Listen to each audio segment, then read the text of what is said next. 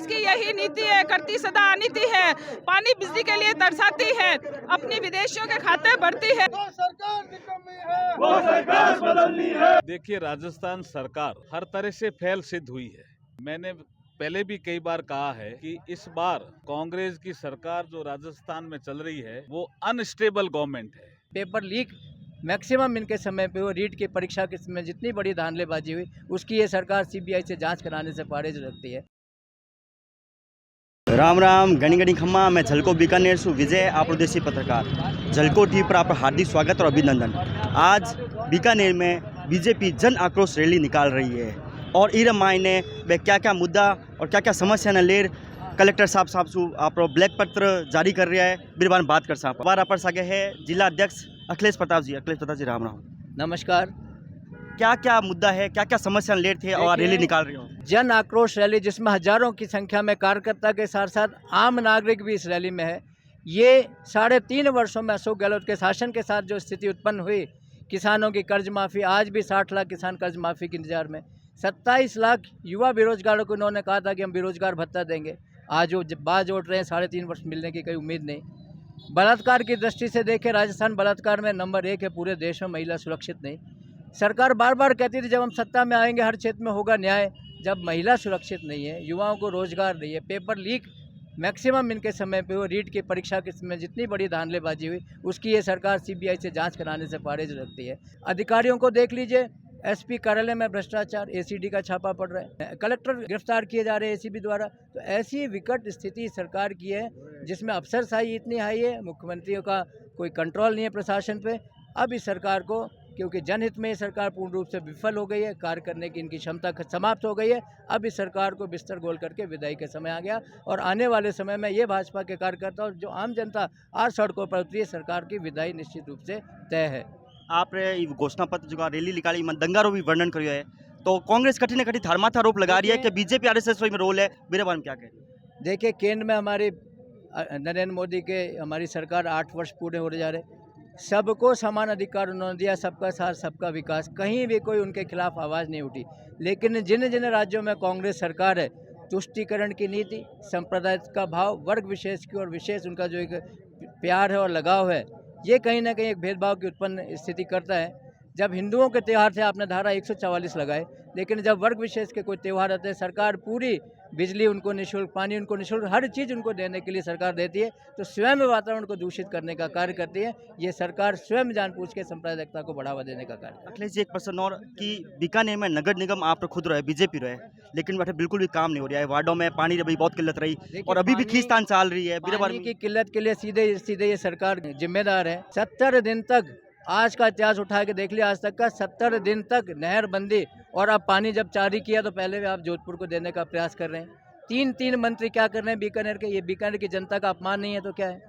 इसका भी जनता आने वाले समय में जवाब देगी। 2023 में विधानसभा चुनाव है राजस्थान, मेरे बारे में आपने क्या तैयारी अभी से चालू कर चुके हो? हम बहुत बड़े बहुमत के साथ, अब तक जो वसुंधरा जी 160 प्लस लाई थी उससे भी ज़्यादा बहुमत के साथ हम सरकार बनाएंगे और बीकानेर की दोनों सीटें और संभाग की सभी 24 सीटें हम यहाँ पर जीतेंगे। क्या क्या मांग ले आज थे कलेक्टर सामने उपस्थित और क्या क्या समस्या है बीकानेर में?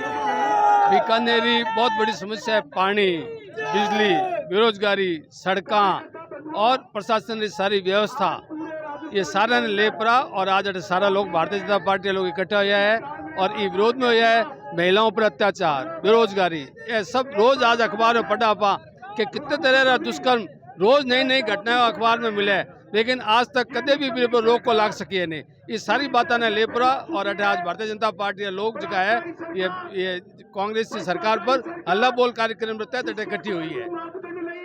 बीजेपी पर हमेशा कांग्रेस एक आरोप लगावे कि जिका दंगा हो रहा है या जिकी भी घटना है बीजेपी आरएसएस रहा है, मेरे बारे में क्या?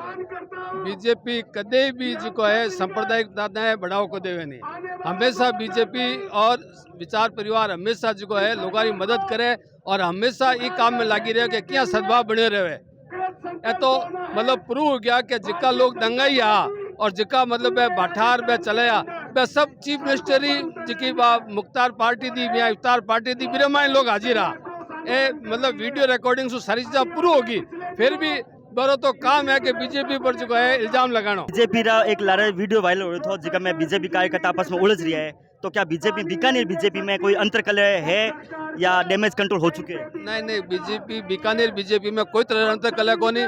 छोटी मोटी बात कदे कोई बात पर कोई कार्यकर्ता से हो सके ते अंतरकलह तो देखो कि ये कांग्रेस शासन में अंतरकलह किसी है कि मंत्री जी का है वे किसी ढंग से बोल रहे हैं, वे अफसरों पर साज लगा रहे हैं कि हमारे तो मंत्री रहने का कोई मतलब ही को नहीं। वे आपने जलालत भरी जिंदगी रो कह रहे हैं कि मैं जलालत हो रहा हूँ सो। तो बीजेपी में तो कोई तरह कोई आपस में कोई मतभेद कोई नहीं। ठीक है, छोटी मोटी बातें हुए अब आपस में जुड़ती है, लेकिन अब बड़े स्तर पर ते देखो कि किस तरह से जी को राज्य सरकार में मेरा विधायक जी का है वे इस्तीफो दे रहा है, मेरा मंत्री है जी का बोल रहा है कि हमारे अफसर काम करने दे को नहीं। बीकानेर 2023 में भी चुनाव है विधानसभा का।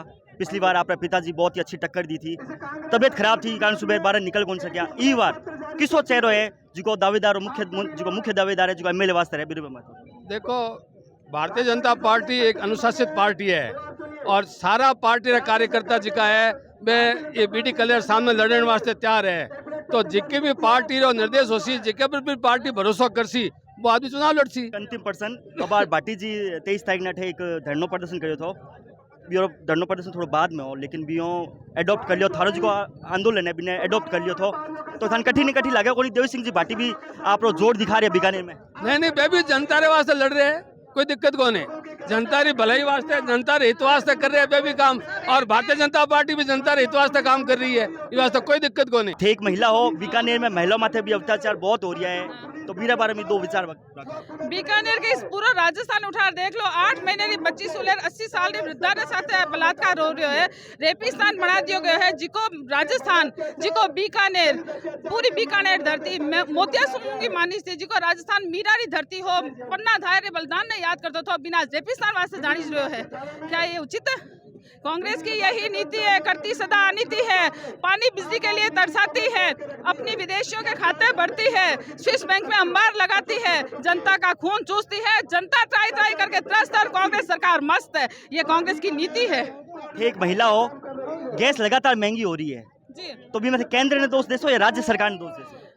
पिछला उठा के देखिए, जो कर्जा छोड़ के गई है कांग्रेस सरकार, क्या वो कर्जा चुकाना हमारा दायित्व नहीं बनता है? और गैस क्या महंगी मैं कह रही और महंगी कर दीजिए, लेकिन हमें भारतीय जनता पार्टी की सरकार चाहिए जो कि संपूर्ण विश्व में वसुधैव कुटुंबकम की भावना के साथ में काम करती है और महिलाओं को सुरक्षा प्रदान करती है। गैस की बात छोड़िए जी आप। महंगाई बारे में थोड़ा बहुत, गैस तो महंगी हो रही है, महंगाई भी तो लगातार बढ़ रही है। क्या महंगाई सिर्फ बीजेपी के राज में बढ़ रही है? संपूर्ण विश्व में अभी महंगाई बढ़ रही है। कोरोना काल भूल गए क्या तुम जितनी सेवा करी थी? अब जब हम देने की स्थिति में तो क्यों ना सरकार को हेल्प करें? महिला कार्यकर्ता है ए कह रहा चाहे महंगाई कितनी बढ़ जाओ, कोरोना काल में मोदी जी बहुत बढ़िया काम करो तो सबने सेवा दी थी, कई देश दिवाले हो चुका है चक्कर मायने जिका कोरोना संभाल कौन पाया था, लेकिन ए कह रहे चाहे कितनी महंगाई हो जाए मैं साथ हमेशा बीजेपी जैसा। देखिए, राजस्थान सरकार हर तरह से फेल सिद्ध हुई है। मैंने पहले भी कई बार कहा है कि इस बार कांग्रेस की सरकार जो राजस्थान में चल रही है वो अनस्टेबल गवर्नमेंट है, अस्थिर सरकार। जब कोई सरकार अस्थिर होती है तो कानून व्यवस्था बिगड़ जाती है और सबसे ज्यादा चोट पड़ती है महिलाओं पर, दलितों पर। और इसीलिए आपने देखा होगा कि राजस्थान में दलितों पे अत्याचार बढ़ गए, महिलाओं पे अत्याचार बढ़ गए, कानून व्यवस्था चौपट हो गई। बिजली और पानी जैसे मुद्दे, उन मुद्दों पर भी सरकार संवेदनहीनता पर आ गई है।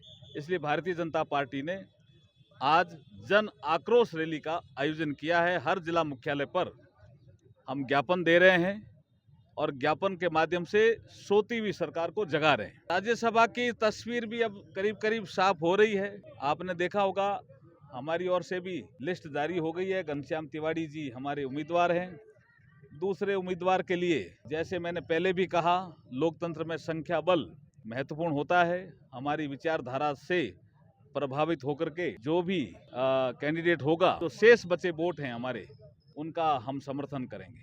पानी की बात करें सर, पानी जोधपुर जाने के बाद देवी सिंह भाटी ने इस प्रकार का ऐलान किया और वो लगातार आपके और आपके नेताओं पर तंज कसते जा रहे हैं, क्या कहेंगे इस बारे में? देखिए, अभी आज का हमारा जो कार्यक्रम है वो राजस्थान सरकार की विफलता को लेकर के है, पानी और बिजली जैसी समस्याओं को लेकर के। बाकी बातें बाद में करेंगे। एक दंगा पर भी आरोप लगा रही कांग्रेस सरकार, दंगों पर बीजेपी आरएसएस को जिम्मेदार बता रही है लगातार। अभी चिंतन शिविर कल आपने अमित शाह जी का स्टेटमेंट पढ़ा होगा ना, गुजरात में जितने दंगे हुए कांग्रेस का शासन में हुए, और अब गुजरात में दंगे क्यों नहीं होते हैं? कांग्रेस पार्टी की नीति रही है, दंगे कराओ, फंसाओ, दो भागों में बांटो, डिवाइड करो, राज करो। हमारी नीति सबका साथ सबका विकास है। कांग्रेस पार्टी मुर्दाबाद। अर्जुन जी मेघवाल था कह रहे हमारी नीति है सबरो साथ सबरो विकास और ज्ञापन अठे दे चुका है। कैमरामैन देव साथ में विजय, झलको बीकानेर।